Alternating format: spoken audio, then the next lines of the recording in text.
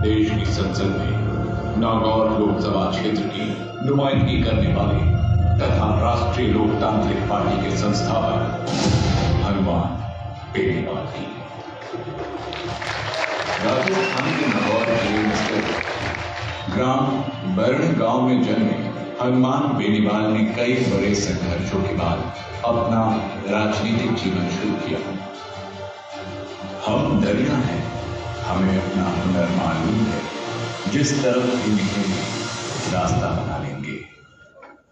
इसी संकल्प के साथ राजस्थान की राजनीति में हनुमान बेनीवाल ने अपना सफरनामा शुरू किया। आपके पिताजी स्वर्गीय श्री रामदेव जी चौधरी नागौर जिले की मुंडवा विधानसभा क्षेत्र से 2 बार विधायक रहे, परंतु हनुमान बेनीवाल ने अपने पिता के राजनीतिक जीवन को ढाल बनाए बिना उनके राजनीतिक संघर्ष और व्यक्तित्व को अपने जीवन में उतारकर जनहित के लिए अपने राजनीतिक जीवन की शुरुआत की थी। हनुमान बेनीवाल ने अपना सफर छात्र राजनीति से शुरू किया और राजस्थान की राजधानी जयपुर में स्थित राजस्थान कॉलेज में वर्ष 1993 में बतौर अध्यक्ष निर्वाचित हुए। इसके बाद वर्ष 1995 में राजस्थान विधि कॉलेज के अध्यक्ष बने। तत्पश्चात वर्ष 1997 में राजस्थान विश्वविद्यालय के सिरमौर बनकर अध्यक्ष का चुनाव निर्दलीय विजय होकर राजस्थान विश्वविद्यालय के छात्र संघ अध्यक्ष। राजनीति का संघर्ष। श्री हनुमान बेनीवाल ने अपने जीवन में अनेक कठिनाइयों का सामना किया, मगर अपने निर्णय पर अटल रहना इनकी प्रमुख विशेषता है। वर्ष 1997 में जब राजस्थान विश्वविद्यालय प्रशासन ने छात्रों की फीस में 16 गुना की वृद्धि की गई, तो उसके खिलाफ वो विश्वविद्यालय में ग्रामीण छात्रों के आरक्षण को लेकर आंदोलन किया तथा 17 दिनों तक जेल में भूख हड़ताल की। तब राजस्थान के तत्कालीन मुख्यमंत्री भैरू सिंह शेखावत की सरकार को झुकना पड़ा। वह हनुमान बेनीवाल से वार्ता के लिए अपने 3 मंत्रियों को जयपुर स्थित केंद्रीय कारागार में भेजा, जहां सरकार के प्रतिनिधियों ने हनुमान बेनीवाल की मांगों को मानते हुए फीस में की गई बढ़ोतरी को वापस लिया। राजस्थान विश्वविद्यालय में ग्रामीण छात्रों को 5% आरक्षण देकर अनशन को समाप्त करवाया। छात्र राजनीति से विधानसभा सदस्य बने श्री हनुमान बेनीवाल ने नवगठित खियूसर विधानसभा से 2008 में भाजपा से चुनाव लड़ा और नागौर जिले से रिकॉर्ड मतों से विजय हुए, परंतु पार्टी में सामंतवाद से प्रेरित सोच से अधीन कार्य करने से इनकार कर दिया और राज्य के किसानों के हितों की लड़ाई लड़ने लगे। और प्रदेश में जहां जहां किसान व युवा पर अत्याचार हुआ, वहां वहां हनुमान बेनीवाल उनकी आवाज बनकर पहुंचे और किसानों तथा युवाओं के दिल में विशेष जगह बनाई। पार्टी की विचारधाराओं के ऊपर उठकर उन्होंने सड़क से लेकर संसद तक लड़ाई लड़ी और वर्ष 2013 के विधानसभा चुनाव में खियूसर से निर्दलीय प्रत्याशी के तौर पर चुनाव लड़ा। जनता ने खियूसर से भाजपा और कांग्रेस दोनों पार्टियों को नकार दिया और हनुमान बेनीवाल खियूसर से भारी मतों से विजयी हुए। इनकी लोकप्रियता का अंदाजा इसी बात से लगाया जा सकता है कि वर्ष 2013 विधानसभा चुनाव में तत्कालीन गुजरात के मुख्यमंत्री व वर्तमान प्रधानमंत्री श्री नरेंद्र मोदी जी ने खियूसर क्षेत्र के उचेरा कस्बे में जनसभा भी की। इसके बावजूद भारतीय जनता पार्टी व कांग्रेस के प्रत्याशियों को भारी मतों से पराजय का सामना करना पड़ा। व्यवस्था परिवर्तन के जन आंदोलन की शुरुआत और आरएलपी का गठन। विधायक रहते हुए हनुमान बेनीवाल ने राजस्थान के किसानों, युवाओं के हितों तथा आम आवामों के हक की लड़ाई लड़ने के लिए व्यवस्था परिवर्तन के संकल्प के साथ किसान हुंकार महारैली के रूप में जन आंदोलन की शुरुआत की और 7 दिसंबर 2016 को नागौर जिला मुख्यालय पर, 7 जनवरी 2018 को बाड़मेर जिला मुख्यालय पर, 4 फरवरी 2018 को बीकानेर जिला मुख्यालय पर तथा 10 जून 2018 को सीकर जिला मुख्यालय पर लाखों लोगों की मौजूदगी में इन किसान हुंकार महारैली का आयोजन किया।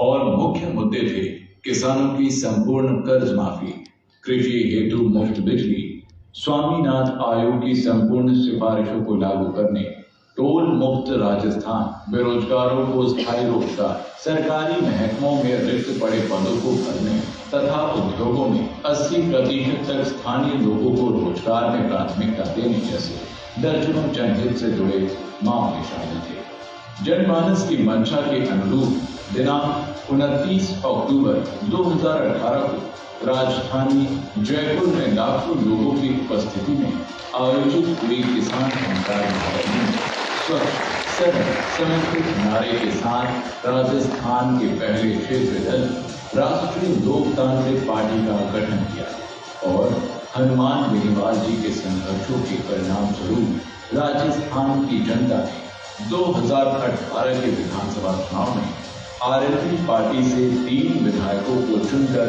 राजस्थान की विधानसभा में भेजा।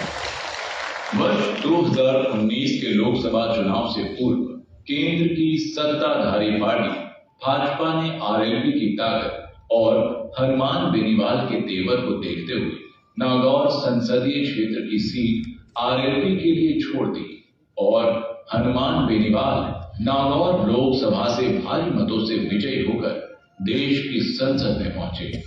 और नतीजा ये रहा कि हनुमान बेनीवाल तथा आरएलपी की मदद की वजह से राजस्थान के अन्य सभी 24 लोकसभा सीटों पर भाजपा के उम्मीदवार चुनाव जीते, जिनमें से कई लोकसभा सीटों पर हनुमान बेनीवाल के प्रचार की बदौलत किसान वर्ग व उनके चाहने वालों ने लोकसभा चुनाव में भाजपा की डूबती नाव को बचाया।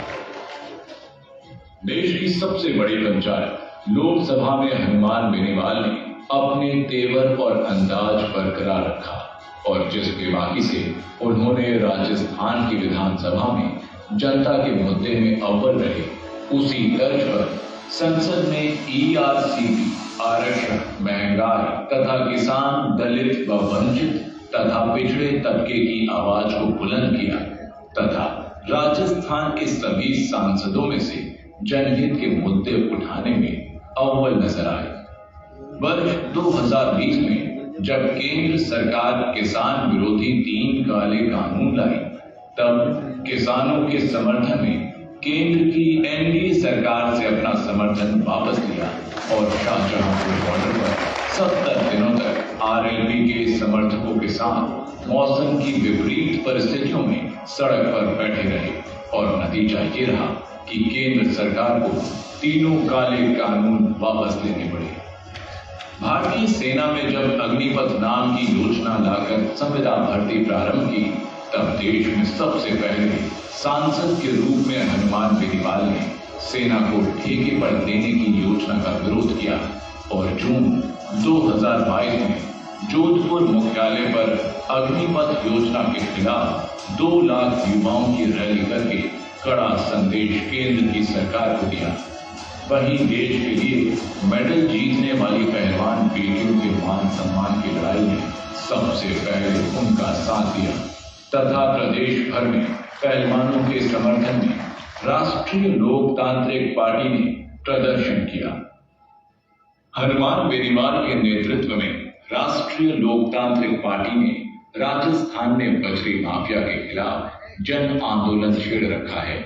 वहीं जालौर के इंद्र मेघवाल प्रकरण, थाना गांची में दलित महिला के साथ सामूहिक दुराचार, अलवर की मुख बधिर बालिका के साथ हुए अन्याय तथा बीकानेर के हाजूवाला में दलित बालिका का सामूहिक दुष्कर्म करके हुई हत्या जैसे दलितों पर हुए अत्याचारों से जुड़े दर्जनों मामलों में प्रखर रूप से दलित हितों की परोपकारी की तथा राजस्थान में किसी भी वर्ग पर हुए अत्याचार तथा अन्याय के मामले में सबसे पहले न्याय की लड़ाई की अगुवाई हनुमान बेनीवाल करते हैं। संघर्ष की कर्म, विवाह तथा मिलनसार छवि के धनी हनुमान बेनीवाल के घर के दरवाजे हमेशा लोगों के लिए खुले रहते हैं और बिना किसी भेदभाव के साथ हर वर्ग और समाज के काम इनके द्वारा किए जाते हैं।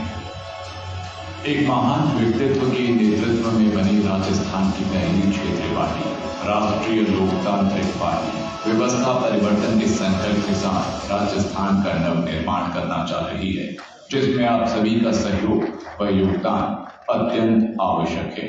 इसलिए भाई, अब बारी है एक होकर नए राजस्थान के निर्माण की। अब बारी है समाज के अंतिम छोर पर बैठे व्यक्ति की भूमिका सत्ता में लाने की।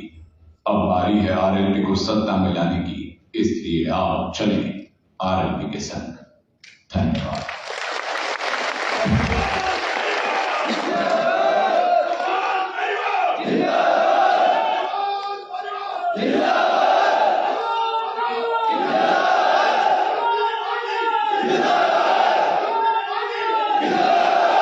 शुक्रिया, थैंक यू।